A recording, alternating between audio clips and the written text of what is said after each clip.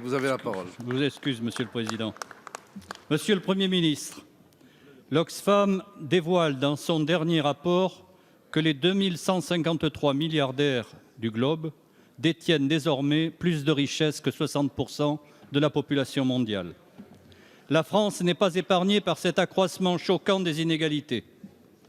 Si quelqu'un avait pu économiser 8 000 € par jour depuis la prise de la Bastille, il n'arriverait aujourd'hui qu'à 1% de la fortune de M. Arnault. La France compte ainsi 41 milliardaires, soit 4 fois plus qu'après la crise de 2008. Dans le même temps, ce sont 400 000 nouvelles personnes qui ont basculé sous le seuil de pauvreté entre 2017 et 2018, et la France compte désormais 9 800 000 pauvres au moment où vous supprimez l'Observatoire de la pauvreté. L'INSEE indique que les inégalités ont connu leur plus forte progression depuis 2010. Je ne parle même pas des écarts grandissants de salaire.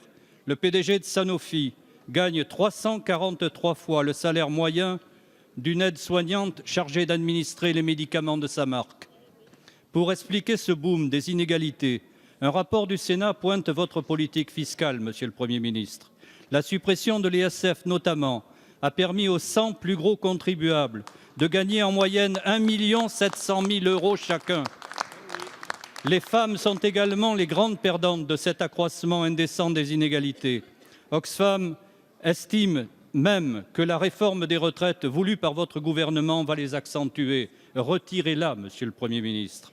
Alors, Monsieur le Premier ministre, quelles inflexions allez-vous donner à votre politique fiscale et sociale, aussi injuste qu'inefficace, afin de vous attaquer au vrai problème, la lutte contre les inégalités révoltantes dans ce pays? Merci, Monsieur le député. La parole est à Madame Christelle Dubos, secrétaire d'État pour la ministre des Solidarités et de la Santé. Merci, Monsieur le Président, Mesdames et Messieurs les députés. Monsieur le député, permettez-moi de profiter de cette question pour en effet remercier le travail de l'Oxfam pour ce rapport et plus généralement pour le travail mené par l'ensemble des associations et des acteurs du territoire français. Pour nourrir le débat public et encourager l'action du gouvernement, le président de la République a présenté une stratégie de prévention et de lutte contre la pauvreté. C'est un réinvestissement social, je dirais, de plus de 8,5 milliards d'euros pour prévenir et lutter contre la pauvreté.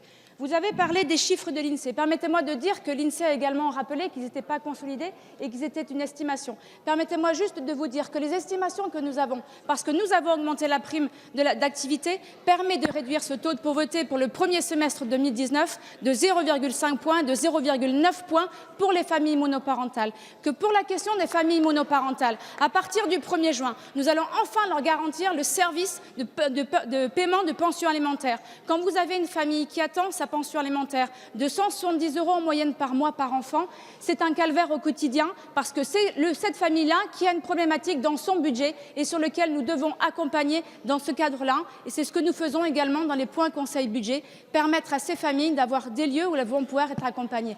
Permettez-moi de rappeler que sur les 9 millions de pauvres, si l'ISF avait fonctionné, peut-être qu'on aurait un taux un peu plus bas de taux de pauvreté. Peut-être que l'avoir transformé l'ISF, de ne pas l'avoir supprimé, mais de l'avoir transformé pour permettre la création d'emplois, c'est 500 000 emplois qui permettent de bénéficier à ces 2 millions de bénéficiaires du RSA, notamment pour lequel plus de 1 sur 2, 1 million de bénéficiaires du RSA est en dispositif depuis plus de 4 ans. Et quand on voit que les départements ont baissé de plus de 50% sur ces 10 dernières années l'allocation, le montant de la prestation qui était allouée pour permettre une insertion sociale et professionnelle, ce sont les moyens que nous remettons. C'est un investissement social parce que personne n'était employable.